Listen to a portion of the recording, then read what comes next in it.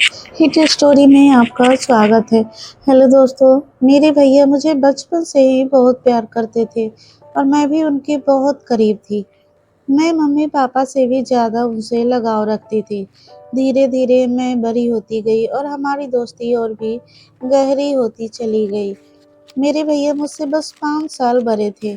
उस समय मैंने जवानी में कदम रखा था और अपनी सहेलियों से मर्द और औरतों के बीच के रिश्ते के बारे में नई नई बातें सुनी रहती थी। भैया से मेरी दोस्ती इतनी गहरी थी कि मैं उनसे हर बात शेयर कर लेती थी और उनसे बातें करके मुझे बहुत सुकून मिलता था। एक रात की बात है, मम्मी पापा घर पे नहीं थे। भैया के सिर में बहुत तेज दर्द हो रहा था। उन्होंने मुझसे कहा, खुशी जरा चाय बनाकर मेरे कमरे में ले आओ। मैंने जल्दी से चाय बनाई और भैया के कमरे में ले गई। भैया ने चाय टेबल पर रखने को कहा और मैं टेबल पर रखकर चाय वापस आने लगी। तभी भैया ने मुझे पकड़ लिया और कहने लगे, आज घर पे कोई नहीं है, तुम्हें कमरे में डर लगेगा, इसलिए आज मेरे पास ही सो जाओ। मैं तुम्हें एक वीडियो दिखाता हूँ। भैया ने मुझे अपने पास लेटने को कहा। मैं उनके पास लेट गई और मुझे वीडियो दिखाने लगे। उस वीडियो को देखकर मेरे अंदर अचानक से बेचैनी होने लगी और फिर भैया मुझसे बोले, अब हम दोनों फिर मिलकर ऐसे ही करते हैं। चलो दोस्तों, मैं शुरू से बताती हूँ कि क्या हुआ था। मेरा नाम खुशी है और मैं 19 साल की हूँ। अभी अभी मैंने 12वीं कक्षा पास की है। मुझे पढ़ने का बहुत शौक था, लेकिन मेरे पापा मम्मी को भैया से कहा कि मैं आगे पढ़ना चाहता हूँ, तो कृपया आप दोनों मेरी मदद करो और पापा को मनाओ। मम्मी ने अपनी तरफ से बहुत कोशिश की, लेकिन पापा नहीं मान रहे थे। उनका कहना था कि आजकल कॉलेज में पढ़ाई कम और प्रेम प्रसंग ज़्यादा चलते हैं। तभी मेरे भैया ने पापा को समझाया और मेरी गारंटी ले ली कि मैं ऐसा कुछ नहीं करूँगी और सिर्फ पढ़ाई पर ध्यान दूँगी। जब तब जाकर पापा मान गए और भैया से कहा कि आज से खुशी की जिम्मेदारी तुम्हारी है। अगर उसने कुछ भी गलत किया तो इस घर और खानदान की इज्जत पर दाग लगेगा और खुशी के साथ साथ तुम्हारी भी खैर नहीं। भैया ने पापा से कहा, फिक्र मत करो, मैं खुशी की हर हरकत पर नजर रखूंगा। उस वक्त मुझे पता नहीं था कि भैया के दिल में क्या चल रहा है और वह मेरी इतनी हिमायत क्यों कर रहे हैं। लेकिन मज़े की बात यह थी कि मैंने कभी सोचा भी नहीं था कि मैं और भैया के बीच की दोस्ती इतनी आगे तक जाएगी कि कुछ ही दिनों में भैया ने मेरे साथ जाकर मेरा भोपाल के कॉलेज में दाखिल करवा दिया। शुरुआत में मैं खूब मन लगाकर पढ़ाई करने लगी और कॉलेज में किसी के साथ ज़्यादा घुलती मिलती नहीं थी। जो भी कॉलेज में होता वह सब मैं रात में भैया को बता देती। भैया भी मेरे साथ बहुत फ्रेंडली हो गए थे और मुझे लगने लगा कि वह मुझे कुछ अजीब नज़रों से देखते हैं। भैया नौकरी के सिलसिले में हमारे घर पे ही रहते थे। फिर कॉलेज में मेरी दोस्ती एक लड़की से हो गई। उसके साथ दोस्ती करने के बाद मेरी ज़िंदगी बदलने लगी। उसने मुझे बताया कि उसकी मंगनी हो चुकी है और एक दिन उनसे मुझे अपने मंगेतर से भी मिलवाया। मेरी सहेली ने मुझे बताया कि उनकी शादी तय हो चुकी है और अब वह दोनों एक दूसरे के साथ सारी हदें पार कर चुके हैं। उसके बाद मैं अपनी सहेली से वह सब कुछ जानने की कोशिश करने लगी जो शायद मेरी उम्र में जानना उचित नहीं था। मेरी उम्र ऐसी थी कि मैं इन बातों को जानकर आसानी से गलत रास्ते पर चल जाती, पर फिर ऐसा ही होने लगा। मुझे भी उन बातों में दिलचस्पी होने लगी। मेरी किसी लड़के के दोस्ती नहीं थी, इसलिए जब मैं ऐसी बातें सोचती तो मेरे दिमाग में भैया की छवि आ जाती। लेकिन भैया का रवैया और उनकी बातें मेरी सोच को और बढ़ावा देते थे। कभी कभी मुझे लगता है कि शायद वह भी मेरे बारे में ऐसा ही सोचते होंगे, लेकिन कभी कभी उनका रवैया मेरे प्रति बहुत सख्त हो जाता था। वह मुझे याद दिलाते कि मेरे पापा कितने सख्त हैं और अगर मैं कोई गलती की तो मेरे साथ साथ उनका भी बुरा हाल हो जाएगा। उनकी यह बातें सुन मैं खुद को कंट्रोल करने लग की कोशिश करती थी, लेकिन कहते हैं ना कि जवानी अंधी होती है। जवानी तो ऐसी ही है जैसे सर्दी में आग जल रही हो तो हाथ गर्म कर लिया जाता है। जैसे नई कॉलेज आती, फिर वही सब बातें दिन भर सुनने को मिलती। फिर मैं कॉलेज से घर आकर अपने दोस्तों की बताई हुई बातों को सोचने लगती। उस दिन मेरे भैया जॉब से घर वापस आए, आकर बैठ गए और पूछने लगे, क्या सोच रही हो खुशी इतनी गहराई से। मैंने भैया की तरफ एक अदा से देखा और उसने कहा, भैया आपको पता है मेरी दोस्त ने मुझे आज क्या बताया है। हर बात की तरह आज भी मैं भैया से अपने दिल की बात शेयर करने लगी। भैया भी मुझे ऊपर से नीचे तक देखते हुए बोला, हाँ बताओ क्या बताना है।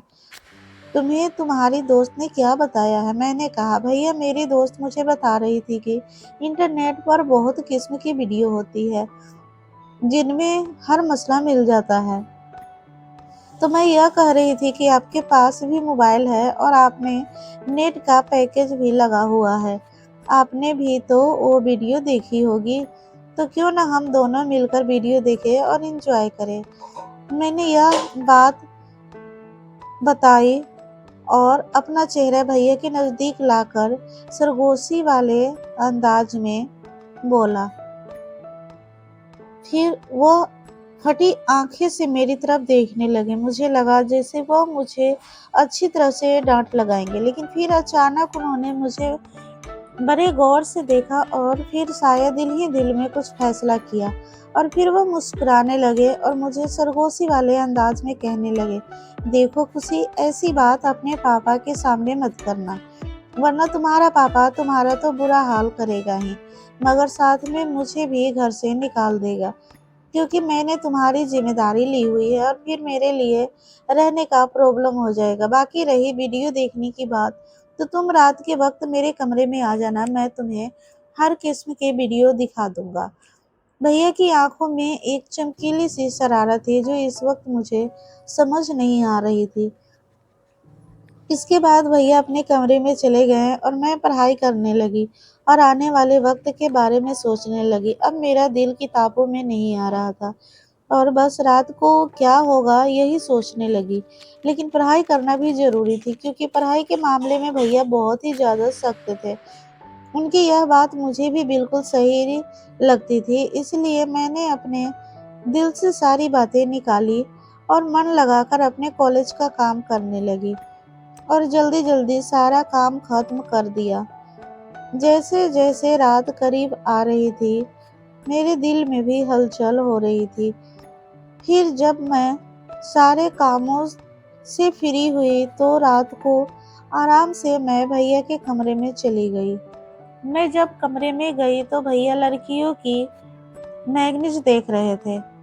मुझे देखते ही वह मुस्कुराने लगे और उन्होंने वह मैगनीज छुपा दी। सर्दी का मौसम चल रहा था और ठंड बढ़ती जा रही थी। आज रात तो सर्दी बहुत ज़्यादा थी, इसलिए मैं जाते ही भैया के बिस्तर में घुस गई। घुसकर भैया के पास चिपक कर बैठ गई और उनसे कहा, अब मुझे जल्दी से वीडियो दिखा दो, नहीं तो मुझे नहीं तो फिर पापा के आने का टाइम हो जाएगा। बिना टाइम जाए किए मैं वीडियो देखने लगी।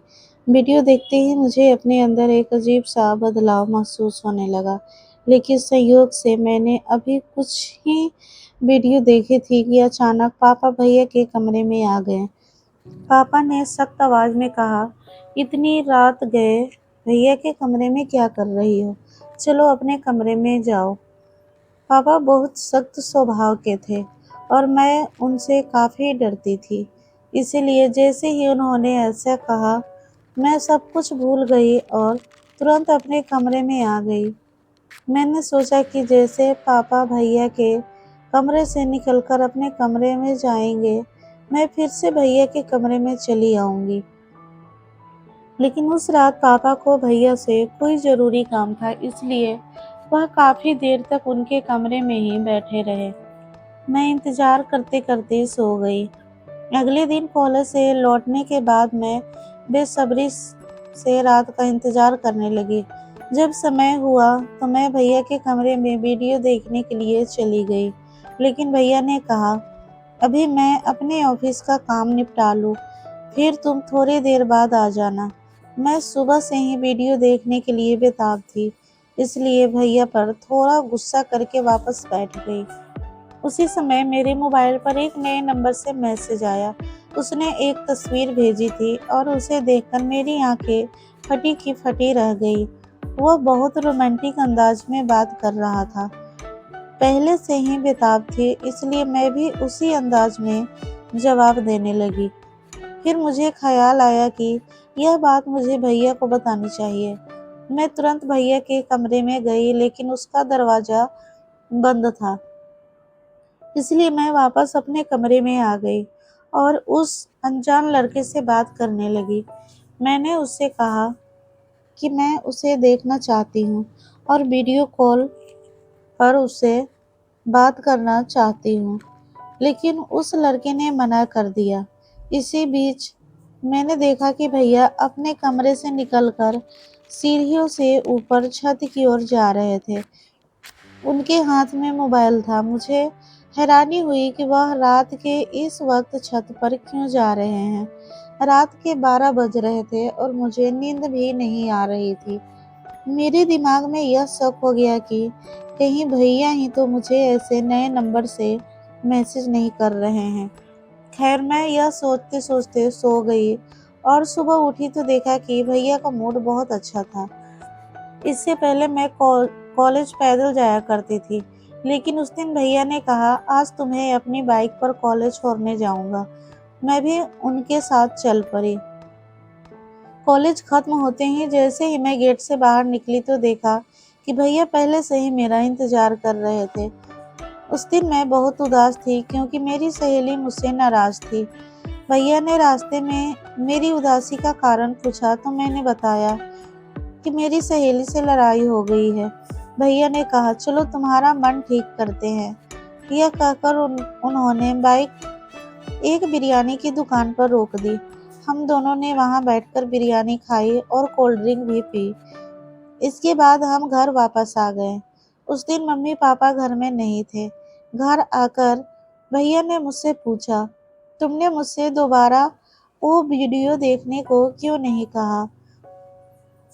मैंने जवाब दिया, मैंने तो पहले ही देख लिया था।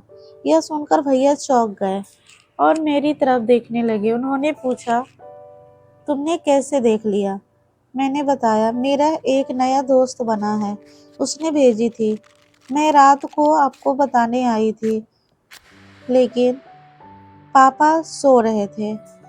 यह सुनकर भैया गहरी सोच में डूब गए। उन्होंने कहा, तुम जाओ, अपने कपड़े बदल कर आ जाओ। मैं अपने कमरे में गई और कपड़े बदलकर वापस लौटी तो देखा कि भैया मेरे मोबाइल पर कुछ ढूंढ रहे थे। फिर हम दोनों ने साथ में खाना खाया। खाना खाते वक्त मैं भैया की तरफ देखती तो लगता कि वह मुझे अजीब निगाहों से देख रहे हैं। मुझे ऐसा लग रहा था कि वह मुझसे कुछ कहना चाह रहे हैं, लेकिन कह नहीं पा रहे हैं। मैं दिल ही दिल में सोचने लगी, भैया अब कह भी दो ना, मैं आपको मना नहीं करूंगी। तभी मेरी नज़र भैया के मोबाइल पर पड़ी। मैं आज भी उस अनजान लड़के के मैसेज का इंतजार कर रही थी, लेकिन भैया ने मेरे हाथ से मोबाइल छीन लिया। मुझे लगा शायद उन्हें जलन हो रही है। भैया ने कहा, खाना खाते वक्त मोबाइल इस्तेमाल नहीं करना चाहिए, इसलिए मोबाइल मुझे दे दो। यह कहकर उन्होंने मेरा मोबाइल अपने पास रख लिया। मैंने जल्दी जल्दी खाना खत्म किया और भैया ने कहा, अब तो मेरा मोबाइल वापस कर दो। भैया ने कहा, दे दूंगा, लेकिन पहले तुम बर्तन समेटकर मेरे कमरे में आ जाओ। मैं खुश हो गई कि शायद जलन में आकर भैया आज मेरी ख्वाहिश जरूर पूरी करेंगे। रात के 11 बज चुके थे जब मैं भैया के कमरे में गई और उनसे कहा, अब तो मेरा मोबाइल वापस कर दो, मुझे उस दोस्त से बात करना है। अब लेकिन भैया ने कहा, मेरे सर में बहुत तेज दर्द हो रहा है, जाओ पहले मेरे लिए एक अच्छी सी चाय बनाकर लाओ। मैं चाय बनाने चली गई। कुछ देर बाद मैं चाय लेकर कमरे में गई। जैसे ही मैं वापस जाने लगी, भैया ने मेरा हाथ पकड़ लिया और बोले, आज रात तुम मेरे कमरे में ही सो जाओ। मैंने जानबूझकर भैया को यह बात कह दी कि मैं अपने कमरे में सो जाऊंगी, लेकिन भैया ने मुझे रोक दिया और सख्त लफ्जों में कहा, मैंने जो कहा है वही करो। उन्होंने मुझे बिस्तर पर लेटा दिया। मैं डर के मारे लेट गई। फिर भैया काफ़ी देर तक मेरा मोबाइल इस्तेमाल करते रहे और मुझे सोने भी नहीं दिया। रात के 12 बजे उन्होंने मुझसे कहा, तुम देखना चाहती हो ना कि वह लड़का कौन है जो तुम्हें वीडियो कॉल और तस्वीरें भेजता है। भैया की बातें सुनकर मैं बहुत खुश हो गई कि भैया मुझे आज कुछ दिखाने वाले हैं। भैया ने मेरा मोबाइल मेरे हाथों में थमा दिया और कहा, देखो इसे। उसकी तस्वीरें देखकर मेरे होश उड़ गए, क्योंकि वह लड़का मेरे दोस्त का मंगेतर था। मैं फटी आंखों से भैया की तरफ देखने लगी। मेरी आंखों में आंसू निकल पड़े। फिर भैया ने बताया, शुरू से बताना कि जब तुमने मुझे उस लड़के के बारे में बताया था तो मुझे समझ आ गया था कि तुम्हें कोई बेवकूफ़ बना रहा है। इसीलिए मैंने तुम्हारे मोबाइल से उस लड़के से बात करना शुरू कर दिया। वह तुम्हारी तस्वीरें सोशल मीडिया पर डालने वाला था। अगर मैं उसे डराता और धमकाता नहीं तो तुम बर्बाद हो जाती और हमारे खानदान की इज्जत खराब हो जाती। तुम्हारे पापा तुम्हारा और मेरा जो रस करते वो अलग खुशी। तुम्हारी उम्र अच्छी चीज़ें सीखने की है। ऐसी बुरी बातों और काम से खुद को बचा कर रखो।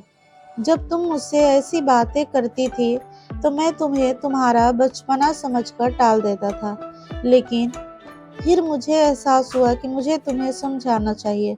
इसलिए मैं तुम्हें सख्ती करने के बजाय दोस्ती बढ़ाई। अगर मैं तुम्हें सख्ती से समझाता तो शायद तुम नाराज हो जाती और मुझसे दूर होकर दूसरों के जाल में फंस जाती। भैया की बात सुनकर मैं फुट फुट कर रोने लगी।